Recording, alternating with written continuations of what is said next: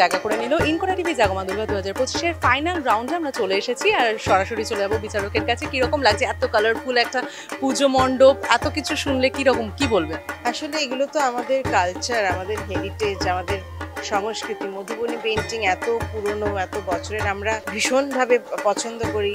শাড়িতে জামায় নানা রকম মধুবনী প্রিন্টের শাড়ি পরি, মানে অনবদ্য কাজ। সেইগুলো নিয়ে এত পুরনো একটা শিল্প, তো সেটা নিয়ে ওরা থিম করে যেভাবে, আর এত ভাইব্রেন্ট, মানে মধুবনী পেন্টিং ইটসেলফ ভীষণই একটা ভাইব্রেন্ট ব্যাপার। তো সেটাকে যেভাবে ওরা মানে এখানে ইনস্টল করেছেন, যেভাবে মণ্ডপ সজ্জা করেছেন বা প্রতিমা, সব কিছুতেই থিমটা খুব ভালো লেগেছে আমার, দারুণ।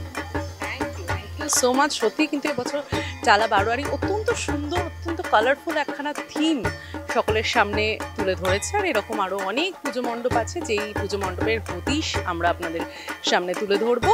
এবং যদি কোনো রকমভাবে আপনারা এই পুজো মণ্ডপগুলোতে আসতে না পারেন, তাহলে অবশ্যই চোখ রাখুন ইনকোরা টিভির পর্দায়, কারণ আমরা কলকাতার সমস্ত নর্থ থেকে সাউথ সমস্ত সুন্দর সুন্দর পুজোগুলোতে কিন্তু ভিজিট করছি।